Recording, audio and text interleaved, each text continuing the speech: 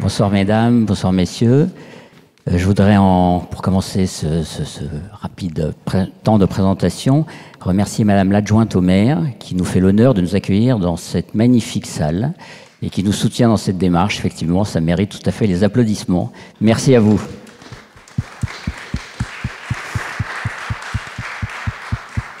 Je voudrais également en profiter pour remercier tous les organisateurs de cet événement, tous nos partenaires qui sont nombreux, qui sont fidèles.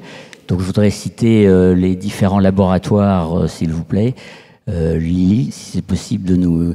Amgen, si vous pouvez reprendre, ça mérite qu'on puisse les citer tous. MSD, Daiichi Sankyo, AstraZeneca, Pfizer, Amgen et Lilly, qui voilà, sont fidèles et nous soutiennent dans nos différents projets.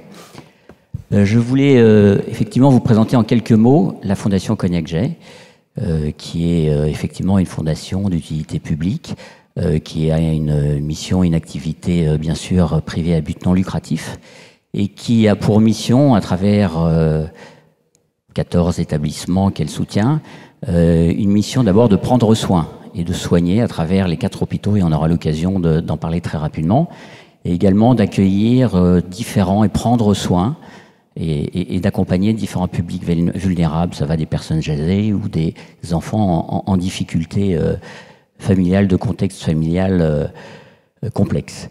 Alors la Fondation Cognac-Jay aujourd'hui, c'est 4 établissements dans le champ sanitaire en région Île-de-France, l'hôpital franco-britannique qui vous accueille ce soir en premier chef. C'est sur Paris la clinique Saint-Jean-de-Dieu, l'hôpital Cognac-Jay et en Seine-et-Marne l'hôpital Forcille. Alors bien sûr, tous ont une grosse expertise en matière de cancérologie.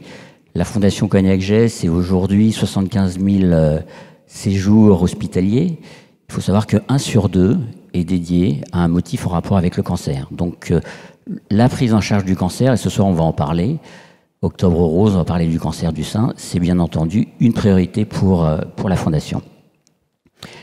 Alors, vous voyez un certain nombre d'indicateurs qui caractérisent aujourd'hui notre engagement au quotidien dans la lutte contre les cancers.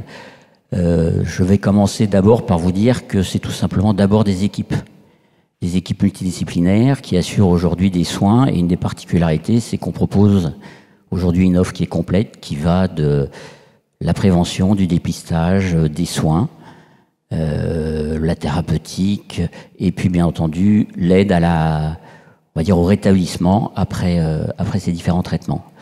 C'est une pratique aujourd'hui à la fois de chimiothérapie, d'oncologie, de chirurgie, avec une grosse expertise du fait d'à peu près un peu plus de 1100 interventions chirurgicales en cancérologie par an. Voilà, donc c'est une grande variété aussi de missions, puisque nous avons aujourd'hui un savoir-faire tout particulier, on va dire globalement, sur l'aide, la réhabilitation, on va dire la récupération après cancer, avec un service de soins de suite oncologique à l'hôpital Cognac-Jay. Un savoir-faire, la nutrition est très importante, vous le savez aussi les uns et les autres.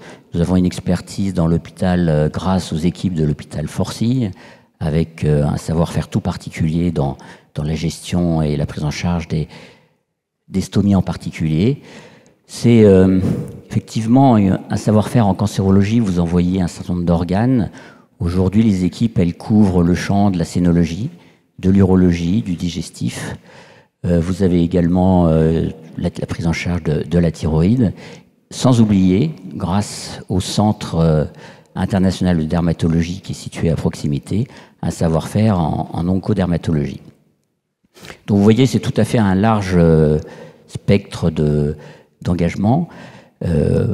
Nous avons et nous mettons un accent depuis plusieurs années sur l'accompagnement et soins de support à travers différentes initiatives. On peut citer ici la première d'entre elles, qui est l'atelier, historiquement, qui a fêté ses 5 ans, l'atelier Cognac-Jay, qui est situé à Paris, et qui permet d'accompagner les patients en cours de traitement ou après traitement, à travers différents ateliers d'aide au rétablissement. Plus récemment, à l'hôpital Forcille, nous avons ouvert une structure comparable qui s'appelle la Maison Seine-et-Marne, et nous sommes partie prenante d'un dispositif régional, national même, qui s'appelle le parcours après cancer et qui vise à proposer en fait des soins en ville par des professionnels de ville en soutien, alors 3 types de soutien: soutien nutritionnel, soutien psychologique et puis l'aide à l'activité physique adaptée. On fait ça en partenariat avec la Ligue contre le cancer, le Comité de Paris et la DAC de Paris Humanest. Donc vous voyez une très grande diversité, on va dire, de champs d'intervention. Et je vais finir ce propos introductif en parlant plus particulièrement du cancer du sein à la Fondation. Donc vous voyez, c'est d'abord une équipe pluridisciplinaire, hein, dont j'ai cité les compétences tout à l'heure.